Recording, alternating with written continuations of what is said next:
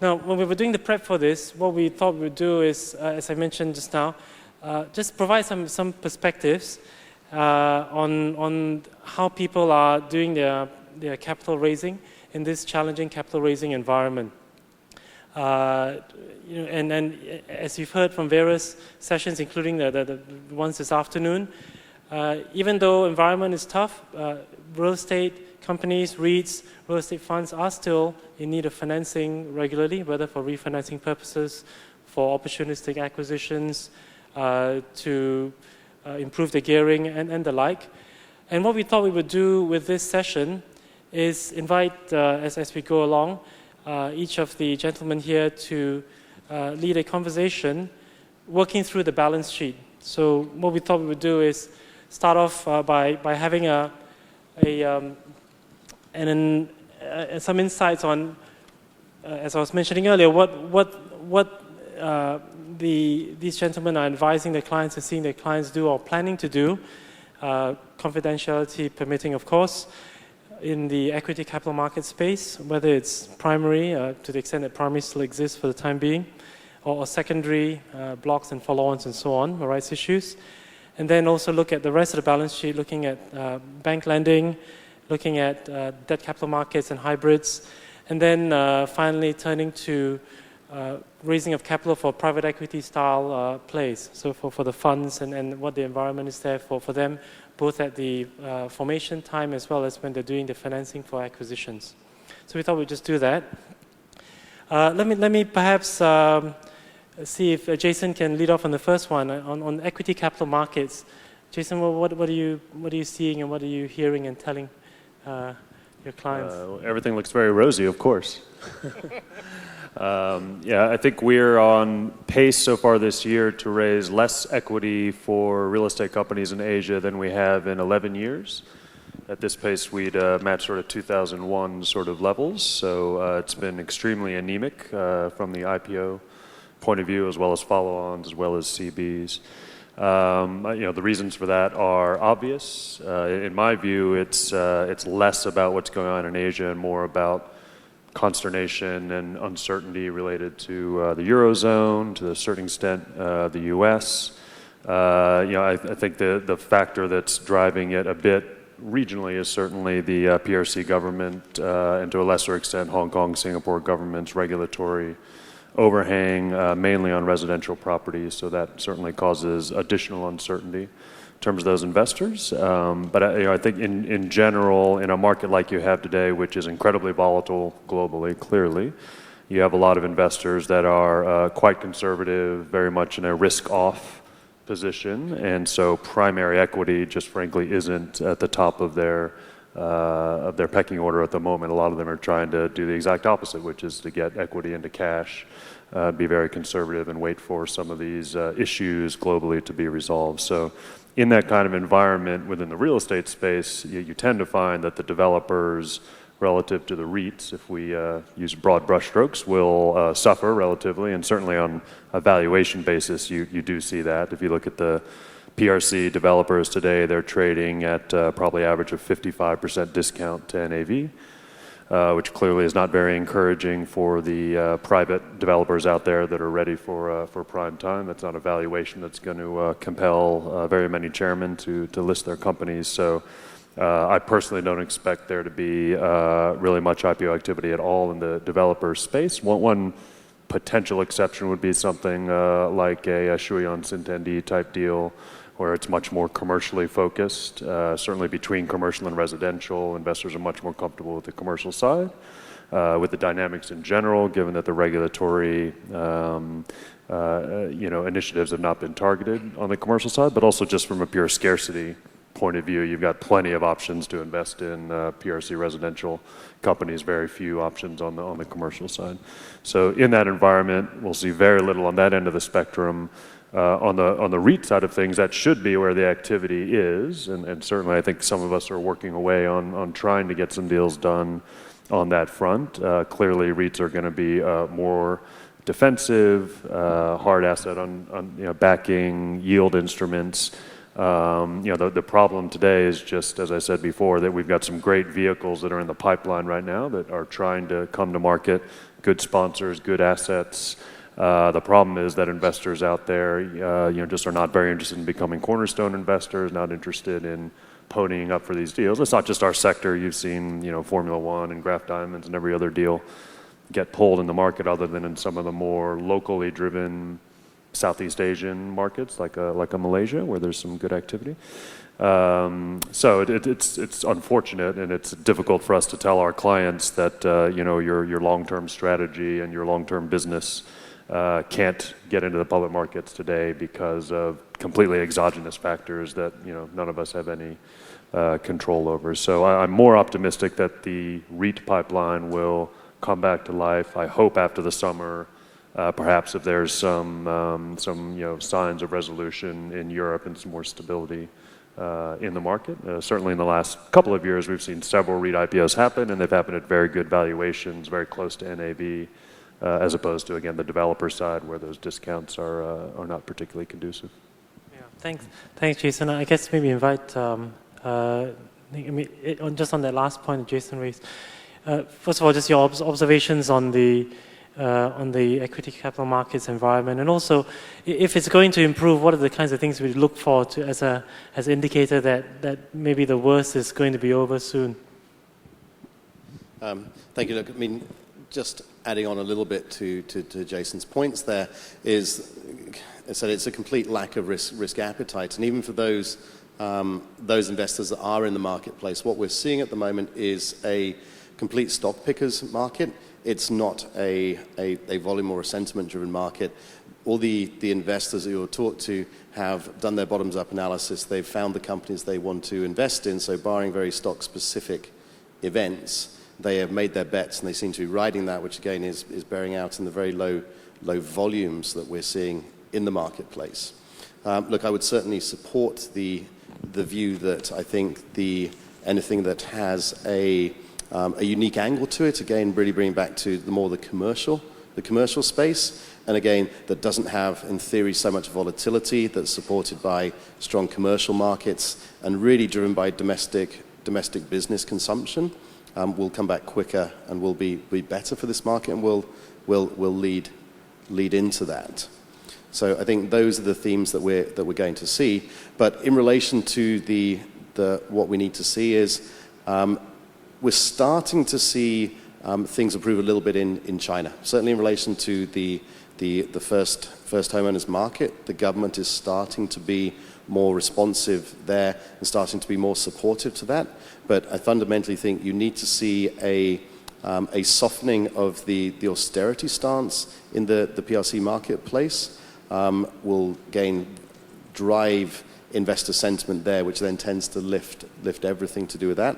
I think we'll start to see that probably happening more as this year goes by and into early part of next year. You need to certainly see some stability come back to the physical markets, particularly in the PRC. You have to see the developers having the confidence not to slash prices. We need to see a very strong volume recovery in that marketplace, and then we also need to see the volatility coming out of the equity markets, and fundamental people believing it's bottomed out here, and that it's not just going to be cheaper tomorrow. So I think when you start to see those coming together, and then you start to see an improved liquidity in the bank markets again, the banks starting to lend, you're in a position where we can rebuild a good market from there. Thanks. And Matt, anything to add? The only thing that I would add, I think that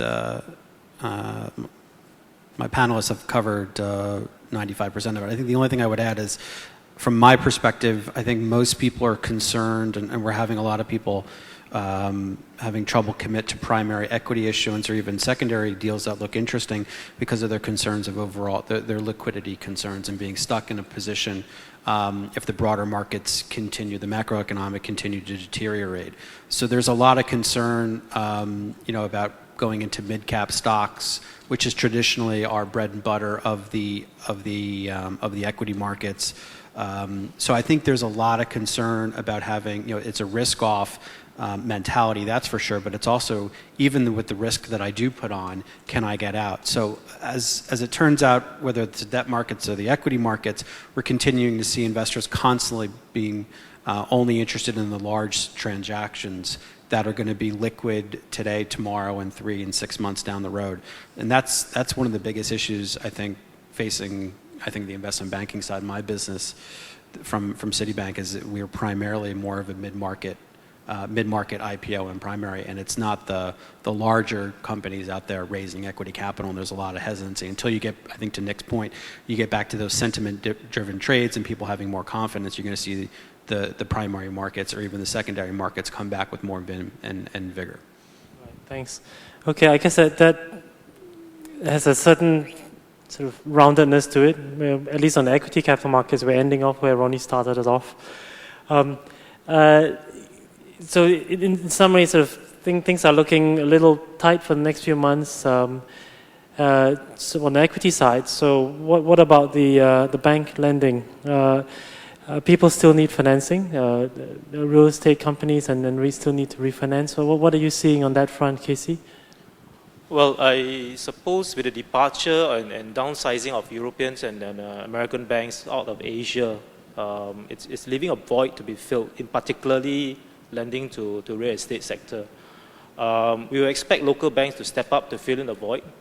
But then again, there are some issues that they are facing them in headwinds that they face.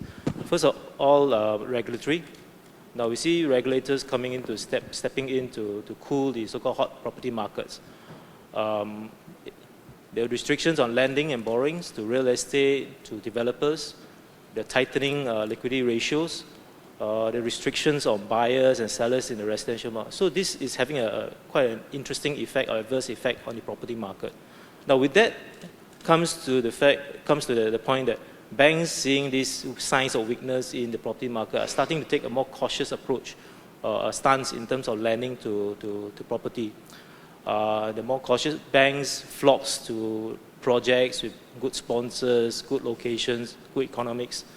And then you have marginal projects that probably need wider spreads, tighter covenants, and to get the deals off the ground. Then increasingly, we also see that a lot of deals are done in local currencies because of the unattractive swap markets. I mean, there's practically almost hardly any transactions that's interesting out there if you put in the cross-currency swaps. Funding costs get out of whack and then pricing get out of whack. Now, then another issue that you find is a lot of the local banks in Asia per se don't really have a very big balance sheet. So once you load in regulatory requirements on real estate lending, regulatory requirements on single borrower limits, they're stuck. And then that's where regional banks like Japanese banks, Singaporean banks, they see some of the activities in cross-border lending. But then again, then you come the issue about borrowing in local currencies. Then they get hit on the interbank market where they demand higher premiums and all that. The last but not least, Basel III implementation. This adds additional funding costs to banks, and all these issues are starting to result in widening spreads for real estate transactions in the Asian market. Notwithstanding, Asian banks are sitting on lots of deposit, lots of cash, but these are interesting phenomena that's happening in the lending market. Yeah, I guess from year to year when we've done these conferences, every year there's a sounding taken of, are the banks now on covenant heavy, covenant light? It sounds like we're sort of back to covenant heavy again. I remember just last year we were saying, okay, the worst is over, and we're starting to see some lighter covenants again. Is it fair to say then that we're sort of back to a conservative approach to loan covenants again, and also maybe invite the others to comment on what you're saying? Well, I tend to agree to a certain extent that banks are taking a more cautious stance. You can see from a number of transactions in the market right now, a lot of them are done on club deals basis or bilateral basis. You're not seeing all those mega deals coming to the market. Say for Marina Bay Sands, it just got concluded a week before. But by and large, a lot of deals are done bilateral basis, small deals, club deals, and that's probably what you're seeing. And a lot of marginal deals don't get to see the banks at all. Funding from the banks market, it's very, very tight at the moment. Actually, this bit, because just in a couple of sessions ago, I think Mark from Standard Chartered was saying, there's lots of bank lending liquidity. I was a little surprised to hear that maybe Stanchard's got lots of money to lend. Are you guys seeing lots of liquidity for your clients? Clearly talking his own book. Look, I mean, I'm seeing, honestly, the contrary to that. I think generally we're seeing liquidities being very tight. I think governments are influencing liquidity flows into the banking markets. I think we're seeing Basel III having implications on that. I think fundamentally the reason you're seeing tighter deals is you've got lower liquidities, higher pricing, and the debt being scarcer, that the banks have an ability to drive tighter, better structured deals from a bank's perspective around that. That's what we are seeing in the marketplace. Again, we hope to see that can be eased. That being said, if you're a sort of a large corporate name, say particularly in the PRC, you're still getting support and you're still getting your construction lending in place. But for those more marginal developers or for those single project type situations, financing is getting very difficult. You're seeing a growth in the grey market funding because they don't have access to the public markets or the bank market. So I think it's interesting, Mark's observation that liquidity is plentiful. I guess that depends who you are, but we're certainly seeing growth in a lot of more alternative, very expensive funding sources, which put the very strong evidence that liquidity is not as good as what it was.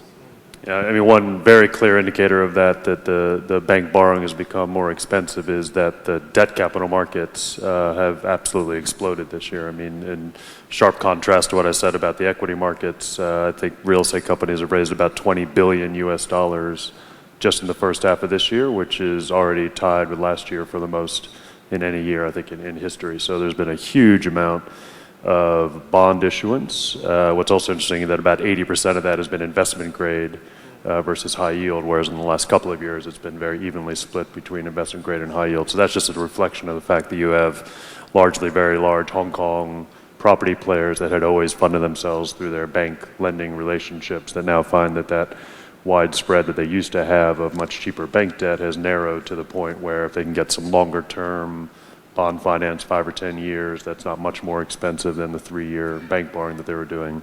You see these guys do big, billion-dollar bond deals. Some of them debut bond deals that have never tapped the markets before. Yeah, I mean, actually, that's been certainly more so here than in Hong Kong. The DCM deals, senior perps, subordinated perps, hybrids, and all that. Is that a trend that you've seen as well, Matt? Absolutely. I think just in terms of liquidity, I think from Citi's perspective, we as an institution have committed to be to the markets that will be Basel III compliant by the end of the year. And I don't know if we're on the leading edge or we're behind other institutions. A little difficult, but we continue to see that we're consistently priced out of the market for in terms of bank lending for what we require. So it continues to be quite interesting from my perspective that we and I would say we do have excess liquidity as an institution throughout Asia, but we continue to have difficulty getting the right returns on a risk-adjusted basis. So I think that's a little bit of the confusion that might be in the market where there is a lot of liquidity, but it's difficult to deploy.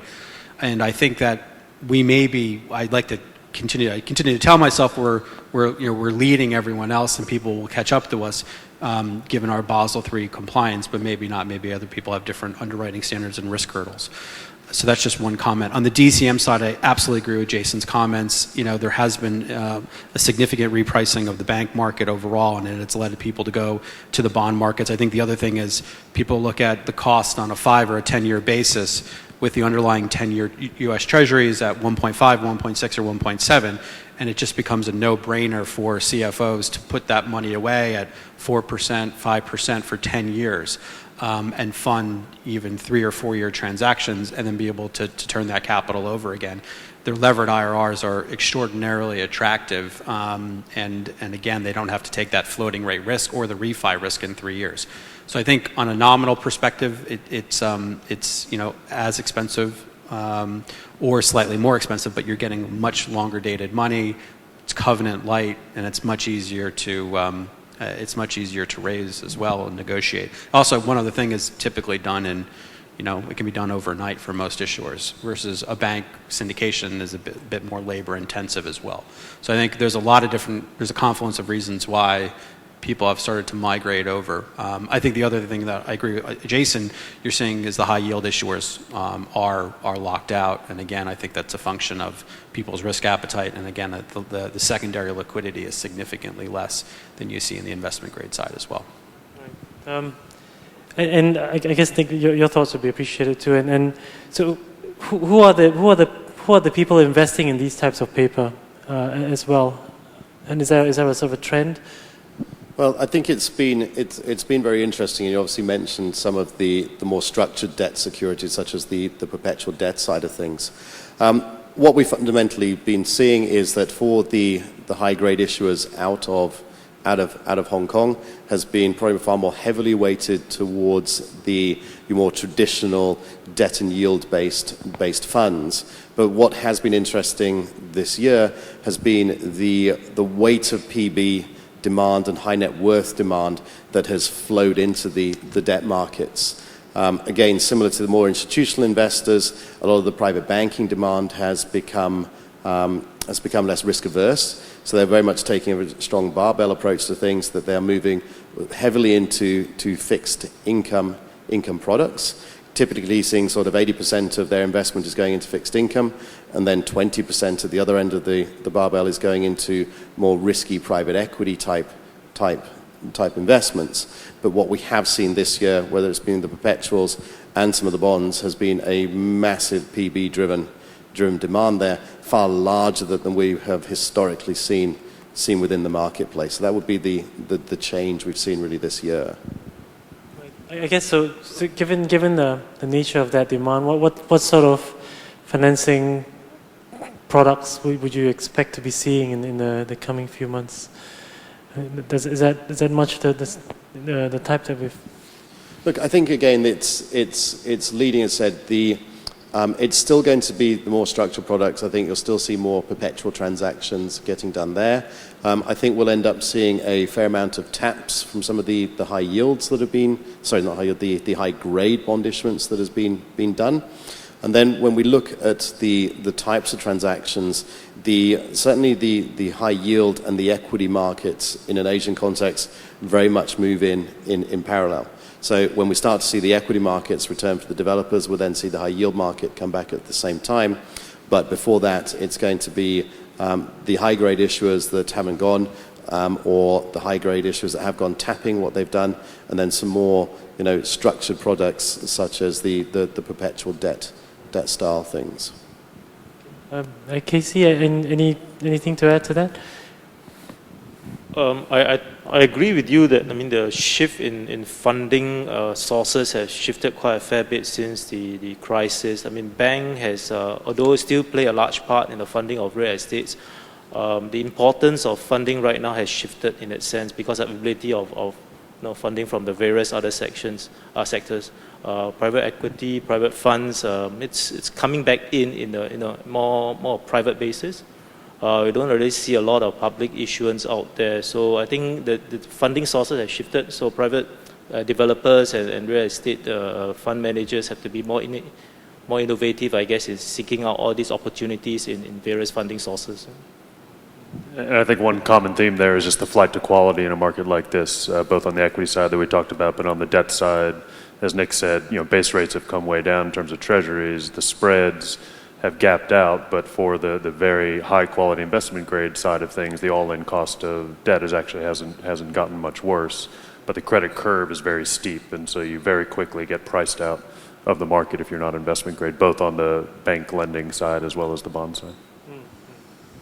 Milton, the only thing I would add, I think I agree with all the comments again, and I couldn't agree more on the PB. We've been shocked by the amount of contribution from the private bank. I think one thing driving that that's helpful to know is the amount of leverage that the banks will provide on those products.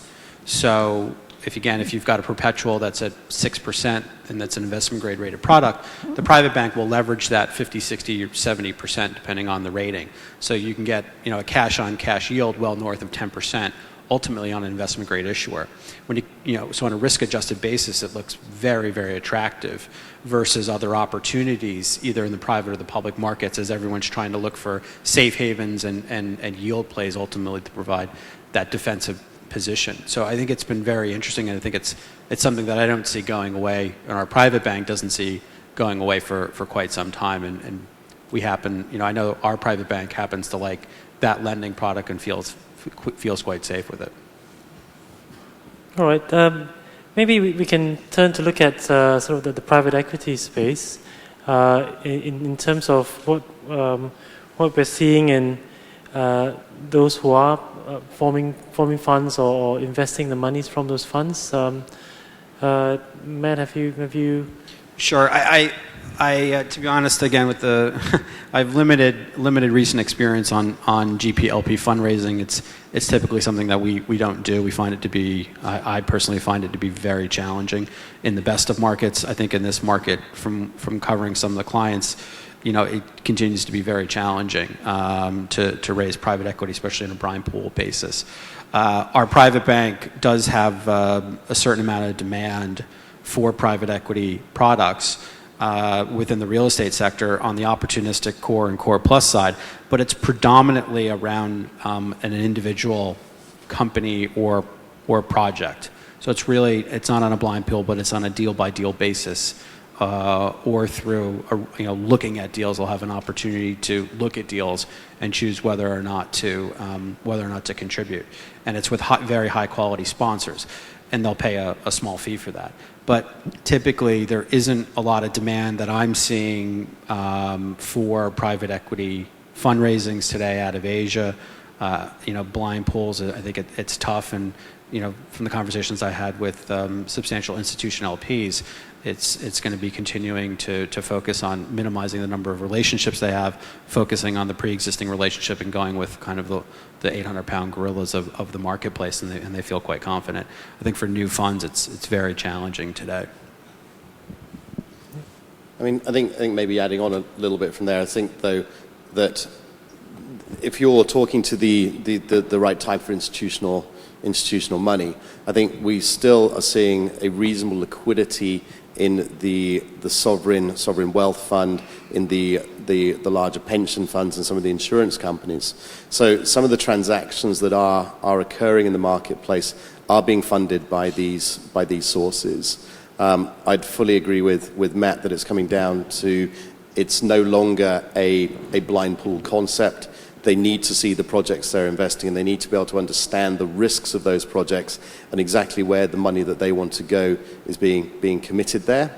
The degree of influence and control that these institutions now want is significantly higher, in that they are able now to drive those positions. So they will always want, what we traditionally see is they want the options to be able to control things if situations go bad. We very rarely see them being excessive with the degrees of control. But again, it's more as well, less fund and more JV direct equity style investments, where they're particularly knowing the partner and the assets there. So I think if you can find the right partner with an attractive asset, there is still plenty of demand out there from the sovereigns and the pension funds for that style of investment. But agreeing with Matt, blind pool and a lesser known fund and general funds contributing is something that's going to take quite a while, in my opinion, to come back to the marketplace. Right. So it sounds like, generally speaking, there's still room for quality to be able to raise money, but otherwise people are just being extremely cautious and conservative.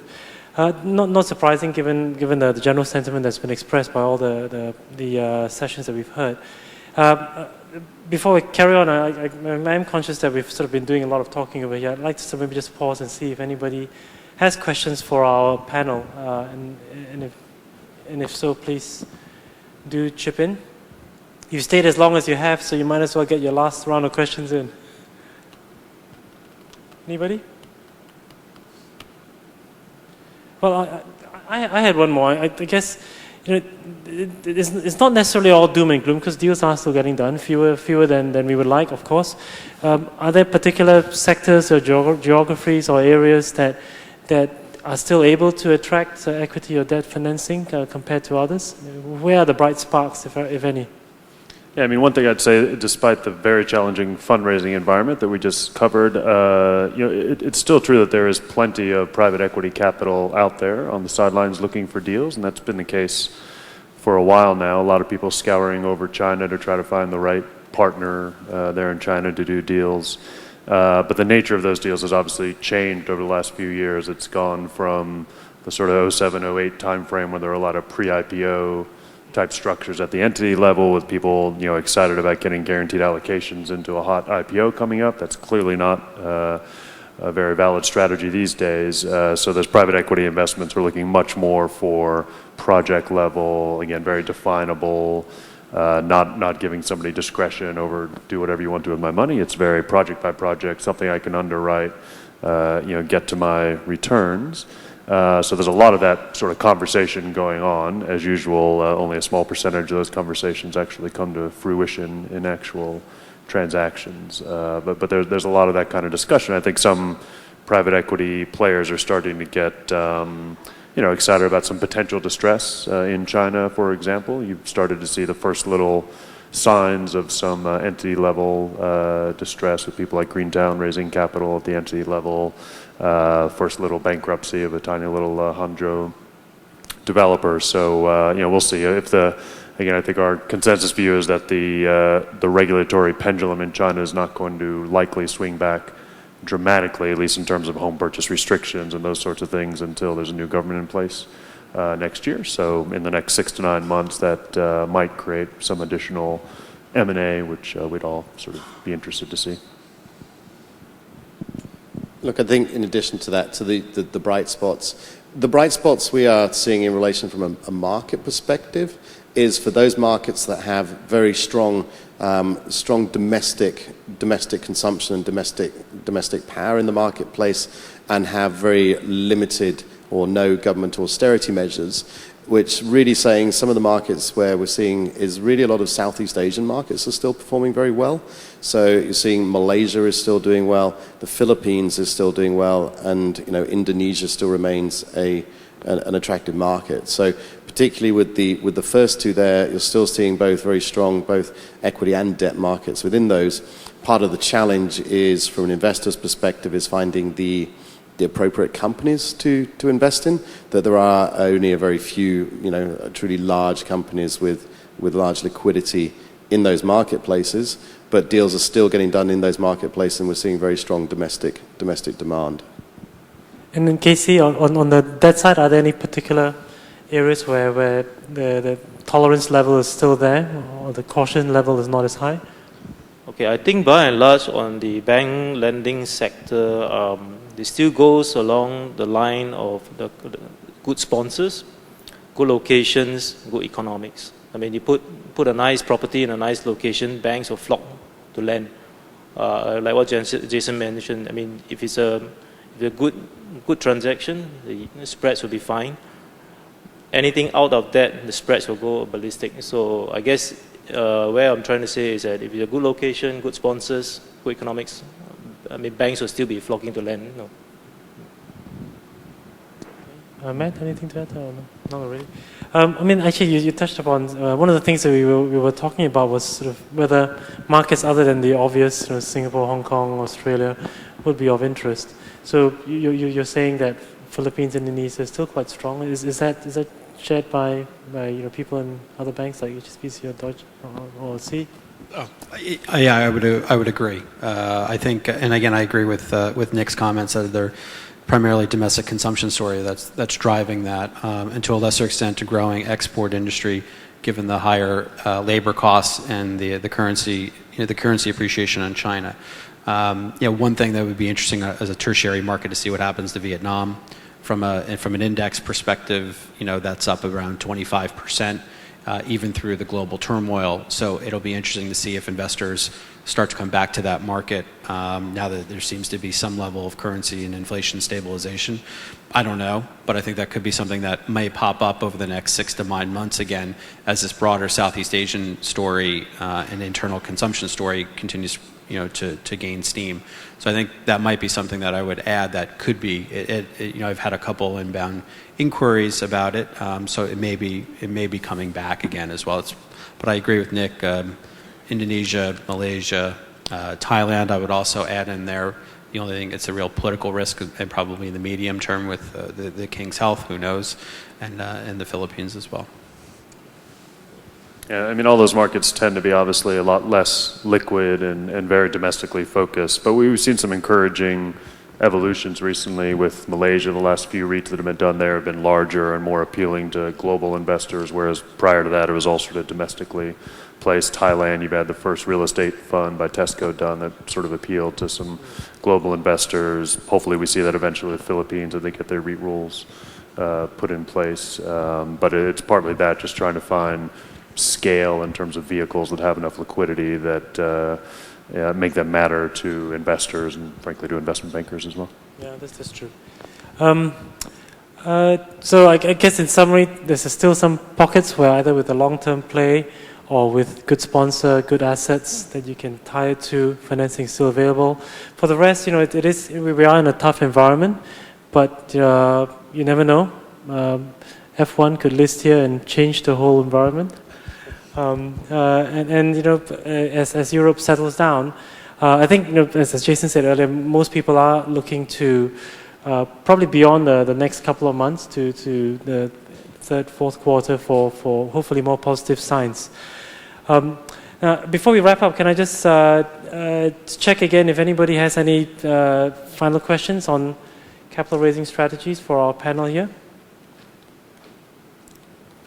Okay, if not, then I do realize a lot of you have had 2 or in some cases 3 very long days and then have flights to catch, dinner appointments to make, lots of drinks to be had.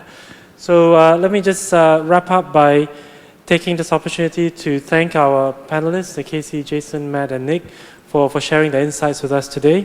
Warm round of applause for everybody, please.